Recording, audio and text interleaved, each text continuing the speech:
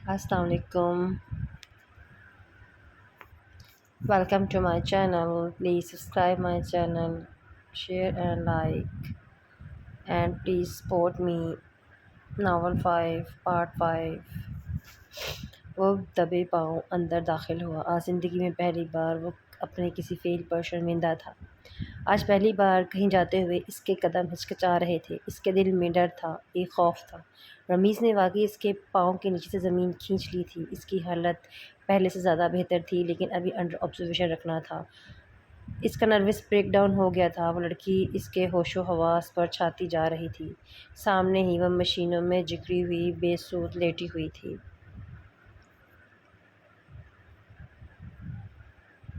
صوفے پر عثمان لیٹا ہوا تھا۔ شاید اس کی آنکھ لگ گئی تھی۔ رمیز اسے کہیں نظر نہیں آیا تھا۔ وہ بنا آواز کیے اس کے بیڈ تک آیا۔ اس کی شرارتی چہرے کی چمک ماند پڑ گئی تھی۔ اس نے اس کے گال کو چھوا جہاں اس کی انگلیوں کے نشان اس طرح گڑے ہوئے تھے جیسے خون نکل آئے گا۔ اس پتھر کی مورتی میں جیسے وہ اپنا دل کہتا تھا۔ آج اس میں دراڑ پڑ گئی تھی۔ اسے دیکھ کر جس دل کو مردہ کہتا تھا اور ہلکا سا دھڑکا تھا، آج اس کے منہ پر آکسیجن ماسک لگا ہوا تھا۔ اس چھوٹی سی لڑکی کے چہرے پر بہت گرب نظر آیا تھا۔ وہ اسے بہت غور سے دیکھ رہا تھا۔ اتنے میں رمیز دروازہ کھول کر اندر داخل ہوا۔ کھٹکے کی آواز پر عثمان کی بھی آنکھ کھل گئی۔ وہ فوراً اٹھ بیٹھا، مگر سامنے کھڑے ہوئے اس پتھر کے دوست کو دیکھ کر اس کے اعصاب تنے تھے۔ کھانا لے کر آیا ہوں، کھا لو یار۔ رمیز نے ٹیبل پر کھانا رکھا۔ تم لوگ بغیر سیکیورٹی کے یہاں پر کیا کر رہے ہو؟ مجھے باہر کوئی گارڈ نظر کیوں نہیں آ رہا؟ اس نے باقاعدہ عثمان سے پوچھا۔ اس نے کوئی جواب نہیں دیا۔ وہ کھڑا ہو گیا۔ مجھے بھوک نہیں ہے، تم کھانا کھا لو۔ تم نے صبح سے کچھ نہیں کھایا۔ اسود نے اپنے لب بھیجے۔ تم دونوں اس کی وجہ سے مجھے نظر انداز کر رہے ہو۔ اس کے ماتھے پر بل پڑ گئے۔ اسے ان کے رویے میں بہت تکلیف پہنچ رہی تھی۔ تم جانتے ہو اسے، یہ اسود یار خان ہے۔ عثمان نے رمیز کی آنکھوں میں دیکھتے ہوئے کہا۔ وہ نہ سمجھی سے دیکھتا رہا۔ یہ کہتا ہے اسود یار خان غموں کا سمندر ہے۔ یہاں ہر انسان اپنا غم اس کے اندر ڈال سکتا ہے، مگر یہ کتنے افسوس کی بات ہے کہ وہ ایک لڑکی جو اس کے نکاح میں ہے، جو اس دنیا میں بالکل اکیلی ہے، وہ ایک چھوٹی سی لڑکی جو اس پر ہر طرح کا حق رکھتی ہے، اس کے غم کا مداوع یہ تھپڑ مار کر کرتا ہے۔ وہ کہہ کر رکا نہیں، باہر چلا گیا۔ اسود نے اپنی آنکھیں میچ لیں اور گہرا سانس لے کر اس کی باتوں کو پی گیا۔ تو نے مجھے کچھ کہنا ہے تو کہہ دے۔ اس نے رمیز کی طرف دیکھا جو روٹھی حسینہ بنا ہوا تھا۔ بس اللہ تیرے دل میں اس کے لیے رحم ڈال دے، اس کے علاوہ اور کچھ نہیں۔ وہ اب صوفے پر نیم دراز ہو گیا۔ میں نے سیکیورٹی سے پوچھا، اتنی لاپرواہی آخر کیسے کر سکتے ہو؟ اسے شدید غصہ آ رہا تھا اس بات پر۔ میرا نہیں خیال کہ تمہاری نظر میں اس کی جان کی کوئی ویلیو ہے۔ تم نے بھی تو اس سے تشدد کا نشانہ بنا کر ہی مارا ہے نا۔ اس کی جان بھی بہت قیمتی ہے، لیکن اس کے ساتھ ساتھ تم دونوں کی زندگی اسود یار خان کے جینے کے لیے بہت ضروری ہے۔ اسے ان دونوں کی باتوں سے شدید رنج پہنچا۔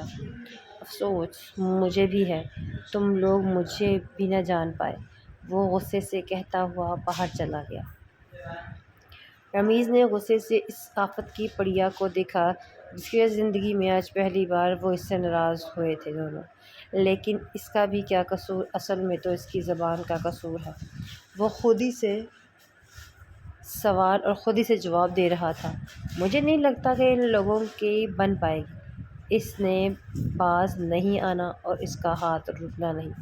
وہ خود ہی سے بڑبڑاتا ہوا لیٹ گیا۔ کمینوں کو بغیر حلق سے کچھ اترے گا بھی نہیں۔ حنانہ کے پیٹ میں چوہے دوڑ رہے تھے۔ اب 2 گھنٹے ان دونوں کا ایموشنل ڈرامہ چلے گا، پھر تو یہ ایموشنل گفتگو کر کے دوسرے بندے کو ویسے ہی ذہنی مریض بنا دیتے ہیں۔ یہ رمیز تھا یا وہ بندہ تھا جو تنہائی میں بھی زور زور سے خود سے باتیں کیے جا رہا تھا، اور وہ بھی ہاتھ چلا چلا کر۔ میں یہ بات ہرگز برداشت نہیں کروں گا کہ تو اس چھوٹی سی لڑکی کے پیچھے مجھ سے اس طرح بات کرے۔ تو نہیں جانتا کہ وہ کتنی بدتمیزی سے بولتی ہے۔ ایسا کون بولتا ہے یار؟ آنٹ خاموشی سے بینچ پر بیٹھا تھا اور وہ اس کے برابر آ کر بیٹھ گیا۔ اسے گھورتے ہوئے بولا، جس نے ابھی کوئی جواب نہیں دیا تھا۔ یقین کر آج تک اس لہجے میں مجھ سے کسی نے بات نہیں کی۔ میں اس سے کتنا بڑا ہوں، کم سے کم 13 سال، اور وہ ایسے بولتی ہے جیسے میں اس کے بچپن کا دوست ہوں۔ اب تو خود دیکھ، رات کو مجھ سے کہہ رہی تھی، پاگل انسان، پانی اتنا ٹھنڈا تھا، اتنا پیسہ کیا قبر میں لے کر جانا ہے کہ ایک گیزر نہیں لگوا سکتا۔ آج تک کبھی کسی کو دیکھا ہے اس طرح بولتے ہوئے؟ اس کی بات پر جہاں عثمان اتنی دیر سے خاموش بیٹھا تھا، اس کے چہرے پر بھی مسکراہٹ آ گئی۔ وہ ایک لڑکی ہے، ایک 15-16 سال کی لڑکی۔ یہ عمر کتنی حسین ہوتی ہے، اور یار لڑکیاں تو ہوتی ہی بہت نازک ہیں۔ وہ بہت ہی ٹھہرے ہوئے لہجے میں بات کر رہا تھا۔ عصمت نے خاموشی سے اسے دیکھا۔ ایک لڑکی ہو کے وہ بہت کچھ جھیل چکی ہے۔ جانتے ہو اس نے مجھ سے کیا کہا تھا؟ اس کی طرف دیکھا اور اس نے سگریٹ سلگائی۔ اس نے کہا، ایسے کتنے ہی تھپڑ پہلے بہت کھا چکی ہوں، اور اس شخص کے ہاتھوں جس کی بچپن کی مانگ رہی ہوں۔ وہ بھی بات بات پر اس پر ہاتھ اٹھاتا تھا، اور میں اسے چڑھانے کے لیے اور بھی زیادہ بدتمیزی کرتی تھی۔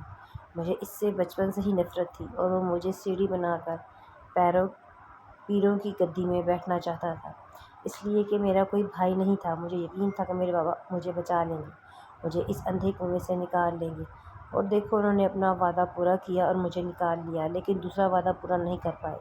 عصمت بہت غور سے اس کی باتیں سن رہا تھا۔ وہ نہ سمجھ سکے کہ ایک حاشر کو چھوڑ کر انہوں نے میرے لیے اس کے جیسا دوسرا حاشر ڈھونڈ لیا ہے۔ وہی اپنا طاقت کے نشے میں خود کو فرعون سمجھنے والا۔ لیکن بھائی، مجھے اس کے تھپڑ سے 1 انچ فرق نہیں پڑا، کیونکہ میرے لیے وہ بھی عام مردوں کی طرح ایک عام سا مرد ہے، جو مجھے بری طرح مار پیٹ کر اپنی وحشت مجھ پر اتارتا ہے۔ وہ اس بات کا غصہ اتارنا چاہتا ہے کہ میرے باپ نے اپنے احسانوں کے بدلے اس سے لیا۔ عصمت کا سگریٹ سے ہاتھ جل گیا اور وہ چونک گیا، اور عثمان ہلکا سا مسکرایا۔ ہاں، وہ چھوٹی سی لڑکی ایسی باتیں کرتی ہے، دیکھو وہ تمہیں کتنا جان گئی ہے۔ وہ نظریں چرا گیا۔ اس نے فقط اتنا کہا، وہ صرف تمہارے سامنے ہی تو تڑاک سے بات کرتی ہے، اور یقین کرو اس نے ایک بار بھی مجھ سے بدتمیزی نہیں کی، اور نہ ہی وہ اس طرح بولی۔ یار اگر نہیں رکھنا چاہتے تو چھوڑ دو، یوں نہ اذیت میں رہو، نہ اسے رکھو۔ اس نے اس کے کندھے پر ہاتھ رکھا تو وہ ہلکا سا مسکرایا۔ عثمان، اس نے اسے بتایا وہ ہنستا ہوا کتنا حسین لگتا ہے، اور ایسا کبھی کبھار ہوتا تھا، وہ کبھی کبھار ہی ایسے ہنستا تھا۔ ہاں، مجھے بہت عزیز ہو گئی ہے اتنے کم دنوں میں۔ اس لڑکی میں کوئی ملاوٹ نہیں ہے، وہ بہت سیدھی سی ہے، اور مجھے کتنا جاننا ہے۔ اس نے شکوہ کر نظروں سے اسے دیکھا، تو عثمان نے حیرت سے اسے دیکھا۔ اس کا کیا مطلب ہے؟ وہ سمجھ نہ سکا۔ مجھے آج تمہارے رویے سے بہت تکلیف پہنچی ہے عصمت۔ یار سب کچھ برداشت کر سکتا ہے، لیکن تمہاری بے رخی نہیں، اور وہ بھی کسی تیسرے کے لیے۔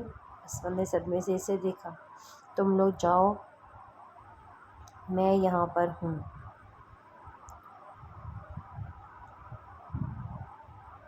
وہ میری ذمہ داری ہے، اور میں ہی اسے نبھاؤں گا، اور میں کسی تیسرے کی مداخلت اس رشتے میں بالکل برداشت نہیں کروں گا، چاہے کوئی نیا نویلا بھائی ہی کیوں نہ ہو۔ یہ کہہ کر وہ اندر بڑھ گیا۔ عثمان اپنا سر پکڑ کر بیٹھ گیا۔ اس نے لات مار کر اسے اٹھایا تو بکھلا کر اٹھا۔ کیا مصیبت ہے، کیا آفت آ گئی ہے؟ وہ غصے میں گھونتے ہوئے بولا۔ بہت بہت مہربانی، آپ نے بہت خدمت خلق کر لی، اب آپ اپنا گھر کا راستہ لیں۔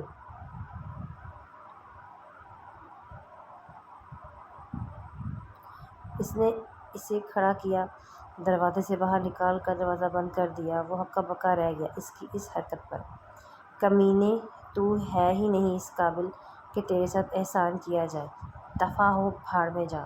وہ اسے خوب گالیوں سے نوازتا رہا۔ اس نے ایک نظر اس کے بے سود وجود کو دیکھا، اور پھر صوفے پر لیٹ گیا۔ آج کا دن کافی تھکا دینے والا تھا۔ تھوڑی دیر میں رمیز کی آوازیں بند ہو گئیں۔ وہ سمجھ گیا کہ وہ جا چکا ہے۔ وہ اس بیوقوف لڑکی کے بارے میں سوچ رہا تھا۔ بار بار بلا ارادہ اس کے چہرہ کی طرف اس کا جھکاؤ تھا۔ اس کے بار بار سوچتے نہ جانے کب اس کی آنکھ لگ گئی۔ میں ایس ڈی ایس پی کو بالکل نہیں چھوڑوں گی۔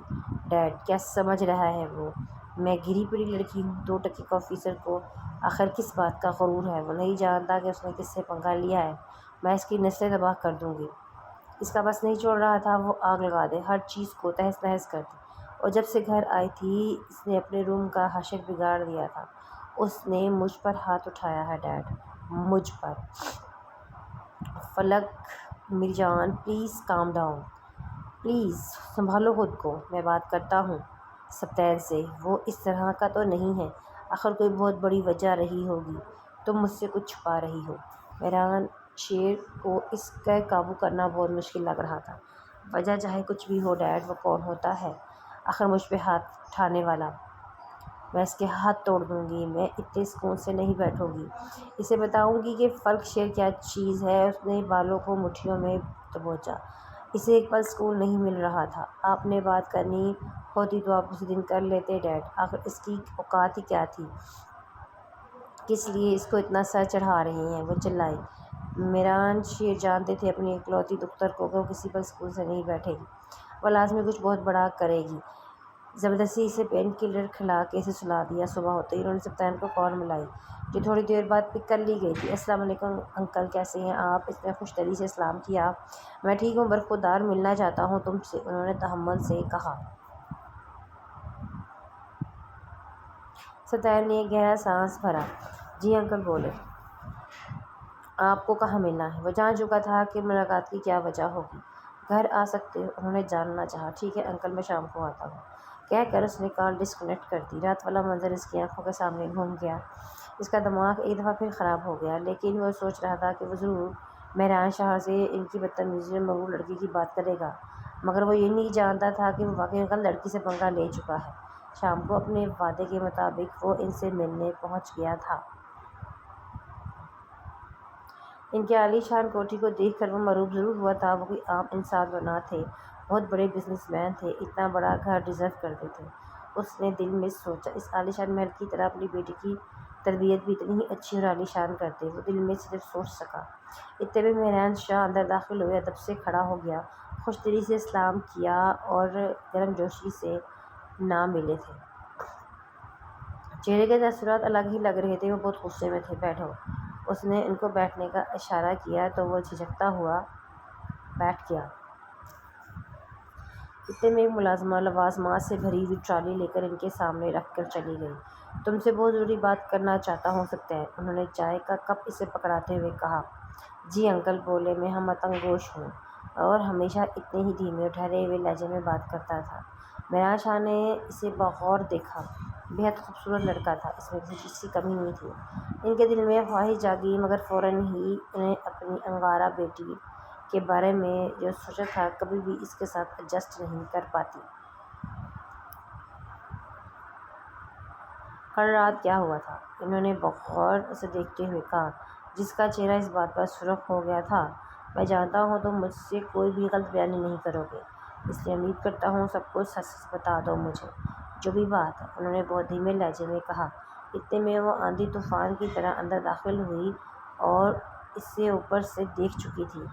تمہاری ہمت کیسے ہوئی یہاں قدم رکھنے کی؟ اس پر شعلہ برساتی ہوئی اس کا گریبان پکڑنے ہی والی تھی۔ مہران شاہ نے اپنی بے قابو ہوتی ہوئی بیٹی کو زبردستی پکڑا۔ میں اسے زندہ نہیں چھوڑوں گی ڈیڈ، چھوڑیں مجھے۔ فلک بہیو یور سیلف، اب تمہاری زبان سے ایک لفظ نہ نکلے، خاموشی سے یہاں بیٹھ جاؤ، آج میں بات کروں گا اور تم دونوں سے، آخر مسئلہ کیا ہے؟ مہران شیر بے حد غصے میں آنکھیں دکھائے تو بدارہ خواستہ بڑے اطمینان سے ٹانگ پہ ٹانگ رکھے ساری کارروائی دیکھ رہی تھی۔ اس کا یہی سکون اسے آگ لگا دیتا تھا۔ مجھے بتاؤ کل رات کیا ہوا تھا؟ انہوں نے سبتین سے پوچھا۔ اس سے کیا پوچھ رہے ہیں ڈیڈ، مجھ سے پوچھیں، اس گھٹیا انسان نے۔ فلک شٹ اپ، وہ غصے میں دھاڑے تو اسے ایک دم بریک لگی۔ بولو بیٹا کیا ہوا تھا؟ اس کا بیٹا کہنے پر ہی اس کے پتنگے لگ گئے۔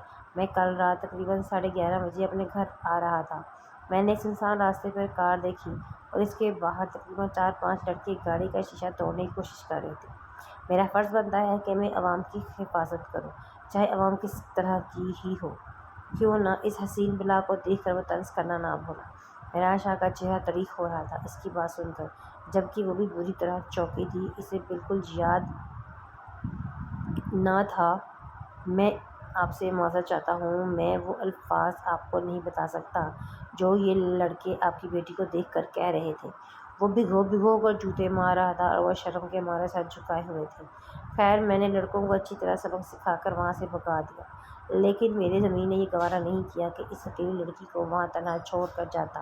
اس لیے میں نے اس کی گاڑی کا شیشہ توڑ کر اسے باہر نکالا۔ کیونکہ آپ کی صاحبزادی نشے میں دھت تھی، اس لیے اسے ہوش میں لانے کے لیے مجھے اسے تھپڑ مارنا پڑا، اور وہ تفصیل سے اپنا کارنامہ بھی بتا رہا تھا۔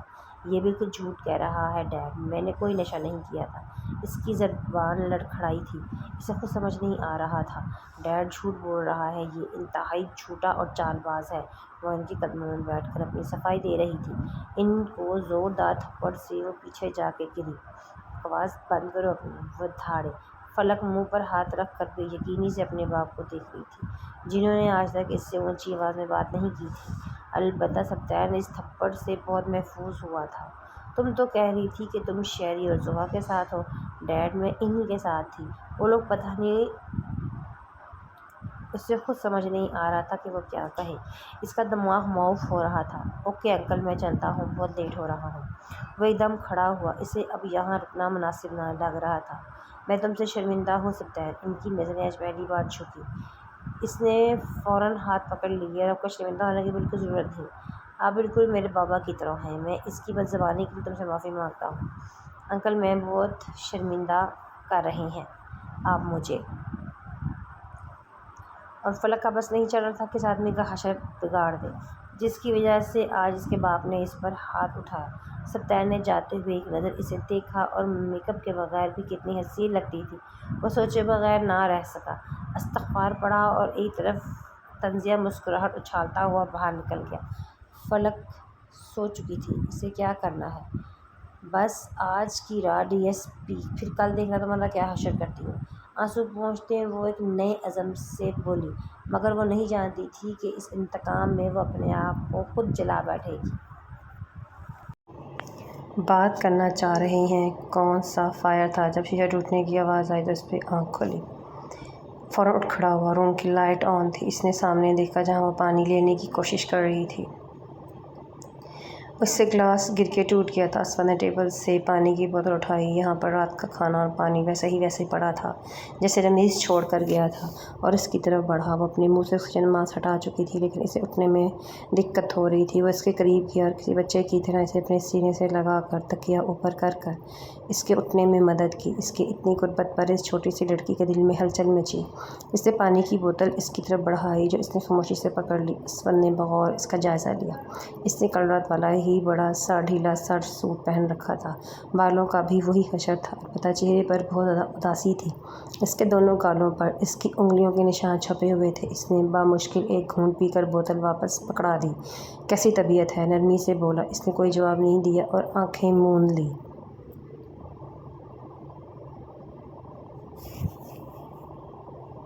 اس نے گہرا سانس لے کر پاس پڑی بیل بجا دی۔ تھوڑی ہی دیر میں ایک نرس اندر داخل ہوئی۔ پیشنٹ کو ہوش آ گیا ہے، میرا خیال ہے انہیں کچھ خوراک کی ضرورت ہے، آپ مجھے ان کا ڈائٹ پلان بتا دیں۔ وہ دونوں ہاتھ پشت پر باندھے بڑی سنجیدگی سے کہہ رہا تھا، ان کے اندر بہت زیادہ ویکنس ہے، انہیں بہت زیادہ ہیلدی فوڈ کی ضرورت ہے۔ فی الحال آپ انہیں فروٹس وغیرہ دیں، ڈاکٹر صاحب صبح آ کر ان کا چیک اپ کر لیں گے۔ نرس نے آ کر اس کی ڈرپ، جو آلموسٹ ختم ہو چکی تھی، وہ اتار کر دوسری ڈرپ لگائی۔ اب کیسا فیل کر رہی ہیں آپ مسز اسود؟ نرس نے اس کی پیشانی پر ہاتھ رکھتے ہوئے کہا۔ اس کے مسز اسود کہنے پر دونوں بری طرح چونکے تھے۔ ٹمپریچر تو آپ کو بالکل بھی نہیں ہے، مگر آپ نے اپنے آپ کو بہت زیادہ ریلیکس رکھنا ہے، آپ نے اپنے ذہن میں کوئی بھی ٹینشن والی بات نہیں لینی۔ وہ اپنی بے شرمانہ باتیں کرتی ہوئی اس کی فائل پر کچھ لکھ کر باہر چلی گئی۔ حسن نے اپنی چھوٹی سی بیوی کو دیکھا، جو اس سے سخت ناراض نظر آ رہی تھی۔ اف، تمہیں اس کی خدمت کرنی پڑے گی، اس نے دل میں سوچا۔ مسز اسفند زر خان، اس نے پورا نام اپنے دل میں جوڑا، اور یہ واقعی خوشگوار احساس تھا۔ اس نے ایک سیب اٹھایا، چھری اور پلیٹ لے کر وہ اس کے برابر جگہ بنا کر بیٹھ گیا۔ یہ زندگی میں پہلی بار تھا کہ وہ کسی کی خدمت کر رہا ہے۔ اس نے خود کو کوسا، آج اس کی زبان بالکل بند تھی، اور وہ اس کی طرف دیکھ بھی نہ رہی تھی۔ کمرے میں فیض و فضا اور خاموشی تھی، سوائے گھڑی کی ٹک ٹک کی آواز کے کوئی بھی آواز نہیں آ رہی تھی۔ اس میں سیب کے چھوٹے چھوٹے پیس بنا کر اس کی پلیٹ کی اس کی جانب بڑھائی۔ یہ کھا لو، تمہاری زبان چارج ہو جائے گی۔ اس نے اس کی گود میں پلیٹ رکھی اور کھڑا ہو گیا۔ مجھے تم سے کوئی بھی دشمنی نہیں ہے، لیکن بدتمیزی میں برداشت نہیں کر سکتا ہوں۔ ہم نے ساری زندگی ساتھ رہنا ہے، اس لیے اپنے آپ کو میرے رنگ میں ڈھال لو تو زیادہ بہتر ہے۔ اس نے وینٹ کھولی، سرد ہوا کا جھونکا اسے بہت اچھا لگا۔ عبیر نے نظر اٹھا کر اسے دیکھا، جسے خدا نے حسن تو بہت دیا تھا لیکن بلا کا گھمنڈی تھا۔ ابھی تم بہت چھوٹی ہو، اپنی پڑھائی سٹارٹ کرو، وہ اسے آرڈر دے رہا تھا۔ بات سن اے گھمنڈی، مجھ پر حکم چلانے والا آج تک کوئی پیدا نہیں ہوا۔ زبان تھوڑی چارج ہوئی تو اسفند نے اپنا سر کھجایا۔ اور میں عبیر علی شیر ہوں، مجھے میدان سے بھاگنا نہیں آتا۔ مجھے تیرے کہنے پر فوراً پلٹ کر دیکھا اور اس کی نظروں کا مفہوم سمجھ کر، ٹھیک ہے، آج سے میں تیرے نہیں بولوں گی، لیکن مجھ سے اب جناب کا تکلف بھی نہیں ہوگا۔ آواز میں نقاہت تھی، لیکن بات اتنی بڑی کہ کسی کا بھی دماغ گھما سکتی تھی۔ میں نے تمہارے ہی کمرے میں رہنا ہے اور میں بتاؤں گی کہ میں کیا چیز ہوں۔ نہ ہی میں کوئی بچی ہوں اور نہ ہی میں کسی کا روب کا اثر رکھتی ہوں۔ تھپڑ کھانے کے لیے گال ہر وقت حاضر ہے۔ اس نے سیب کا ٹکڑا اٹھا کر منہ میں رکھا۔ وہ جو بور اس کی ہر بات سن رہا تھا، تھپڑوں والی بات پر مسکراہٹ گہری ہوئی۔ کیا چیز تھی آخر یہ لڑکی؟ وہ تو سمجھ رہا تھا کہ وہ اس کے خوف سے کانپ جائے گی، اس سے سخت ناراض ہوگی، مگر اسے ثابت کر دیا وہ عام لڑکی نہیں ہے۔ سوچ لو، میرے کمرے میں رہنا تمہیں بھاری پڑ سکتا ہے۔ سوچنے کی ضرورت تمہیں پڑنے والی ہے۔ اس نے اب کی بار تو نہیں کہا تھا۔ اسفند اس کی بات سے محظوظ ہوا بہت۔ اس کے سر میں شدید درد ہو رہا تھا۔ اس نے ایک ہاتھ سے اپنا سر پکڑا ہوا تھا۔ وہ اس کی ایک ایک حرکت کو نوٹ کر رہا تھا۔ اپنا دماغ کم چلایا کرو۔ ایک اور مشورہ دیا، بات سنو۔ کہتے کہتے اس نے دوبارہ اپنی املا درست کی۔ اسفند نے آئیبرو جھکا کر اس کو دیکھا۔ وہ اب اس کے قریب آ رہا تھا۔ مجھے پڑھنے کا بالکل شوق نہیں ہے، اس لیے مجھ پر اپنے پیسے ضائع کرنے کی ضرورت نہیں ہے۔ کیا انداز بے نیازی تھا! اس نے خشمگین نگاہوں سے اسے دیکھا، جو اپنے بالوں سمیت اس وقت بالکل کارٹون لگ رہی تھی۔ پڑھنا تو تمہیں پڑے گا، چاہے میری ساری دولت لگ جائے۔ اس نے اس کے ارمانوں پر پانی پھیرا۔ میں 3 بار میٹرک کے پیپر دے چکی ہوں، کوئی فائدہ نہیں ہوا۔ اور ایسی باتیں کر رہی تھی جیسے اس کے ساتھ کچھ ہوا ہی نہ ہو۔ اب ایک صبح ہی تو اس نے اتنے بڑے طریقے سے مارا تھا، مگر اس کے چہرے پر اس بات کا ذرا ملال نہیں تھا۔ بے فکر رہو، اب کی بار کلیئر ہو جاؤ گی۔ اس بار اسفند یاد خان تمہیں پڑھائے گا۔ اس کی بات پر اسے اچھا خاصا جھٹکا لگا۔ وہ بے یقینی سے اسے دیکھنے لگی۔ اس نے ٹائم دیکھا، 5 بج رہے تھے۔ ابھی صبح ہونے میں کافی ٹائم تھا۔ وہ گھر جانا چاہتا تھا۔ چلو تم بھی کوشش کر کے دیکھ لو۔ اپنی آنکھیں بند کیں۔ اس کے سر میں شدید درد ہو رہا تھا اور ساتھ ساتھ کمر میں بھی، جو وہ کسی کو نہ بتا پائی، لیکن اسے محسوس ہو رہا تھا کہ اس کی کمر پر گہرا زخم لگا ہے، کوئی پرابلم ہے۔ اس کے چہرے پر تکلیف کے اثرات زیادہ تھے۔ اس نے اب کچھ نہیں کہا اور وہ لیٹ گئی۔ میرے سر میں بہت شدید درد ہو رہا ہے۔ تم ڈاکٹر کو بلاؤ پلیز۔ اس کی آنکھوں سے آنسو ٹپکے۔ وہ جو ابھی اتنا بڑھ بڑھ کر بول رہی تھی، اچانک سے رو پڑی۔ وہ واقعی گھبرا گیا۔ اسے جلدی سے بل پر ہاتھ رکھا۔ اس کی آنکھوں سے تو آنسو ٹپک رہے تھے، اسے شدید درد ہو رہا تھا۔ اس لڑکی کے ضبط پر حیران رہ گیا۔ کہاں لڑکی معمولی سی سوئی سے بھی چلا چلا کر گھر سر پہ اٹھا لیتی ہیں اور بڑی سے بڑی تکلیف کو اپنے اندر ضبط کر لیتی تھی۔ نرس اندر آئی۔ اس وقت ڈیوٹی پر کوئی ڈاکٹر ہے کہ نہیں؟ اس نے غصے سے دھاڑا تو بخلا گئی۔ جی سر، وہ ابھی ڈاکٹر وہاج۔ تم اس کا چیک اپ کرو، کیا ہوا ہے؟ میں ذرا ڈاکٹر کو لے کر آتا ہوں۔